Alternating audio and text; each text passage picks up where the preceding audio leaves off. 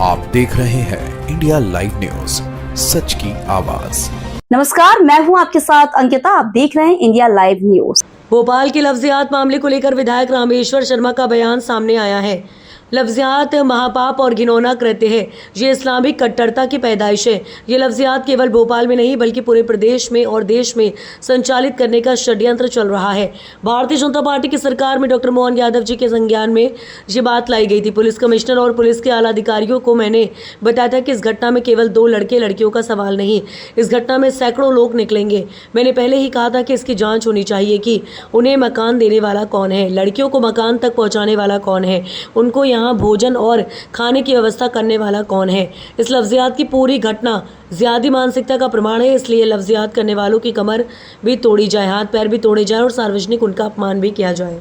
कठोर कार्रवाई के प्रावधान किए हैं और हमारी भी हर हमेशा ये मांग भी रही है और सामाजिक चेतना भी जगनी चाहिए कि लव जिहाद एक घिनौना अपराध है। इस अपराध को कुचला जाना चाहिए, कमर तोड़ी जाना चाहिए, घुटने तोड़े जाने चाहिए। इसके आगे पीछे जो भी सहयोगी करता धरता, मुल्ला, मौलवी, नेता, अभिनेता जो भी हों, सबको कुचलो, सबको कुचलो, किसी को छोड़ो मत। और इसलिए पहले दिन जब लियाकत का मामला आया था तो मैंने तत्काल कमिश्नर पुलिस को तत्काल बात की थी और ये कहा था कि केवल 2 लड़का लड़की का प्रश्न नहीं है, इसके पीछे ऐसी ग्रोथ सामने आएगी कि कौन लड़की ले जाता है, कौन रूम उपलब्ध कराता है, कौन भोजन लाता है, कौन लड़कियों को जाल में फंसाता है। ये सारा जो जाल बुन रहे हैं इसके पीछे बहुत बड़ा ग्रोह काम कर रहा है और इस ग्रोह से लड़ने के लिए पुलिस तो अपनी कार्रवाई कर ही रही है, लेकिन सामाजिक चेतना के लिए जाति के जो नेता हैं, जो जातिगत भाषण देते हैं कि हमारी जाति सबल हो, उनसे हमारी प्रार्थना है कि तुम्हारी जाति तब सबल होगी जब तुम्हारी बेटी तुम्हारी जाति में सुरक्षित रहेगी, वहां ब्याही जाएगी। अगर वो तुम्हारी बेटी तुम्हारी जाति से इस्लाम में ब्याही जाएगी तो सुरक्षा कहां से मिलेगी। इसलिए सारे नेता, जैन हो, बौद्ध हो, सिख हो, सनातनी हो, सब हिंदुओं को इकट्ठा होकर अपनी बेटियों की सुरक्षा के लिए इन लव जिहादी मानसिकताओं से लड़ना पड़ेगा। बेटियों में जागरूकता फैलानी पड़ेगी, बेटियों को ट्विटर और फेसबुक के जाल से दूर करना पड़ेगा। नाम बदलकर जो ग्रोह काम कर रहा है, इन ग्रोह का पर्दाफाश करना पड़ेगा।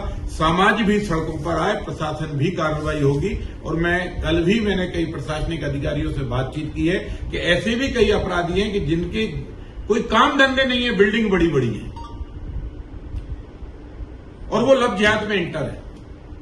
वो इस मामले में पकड़े गए और उनकी सरकारी जमीनों पर कब्जे, और वो भी ढूंढो, उनको भी तहस नहस करो, बुलडोजर कार्रवाई। हाँ, तो चौतरफा हमला होगा, चौतरफा, क्योंकि समाज को बचाना भी जरूरी है, बेटियों की सुरक्षा करना भी जरूरी है। कानून का डंडा उनको जेल के शिक्षे तक ले जाए, समाज की जागरूकता बेटियों की सुरक्षा बढ़ाए और अपराधियों में दहशत पैदा करे, ये आज आवश्यक है।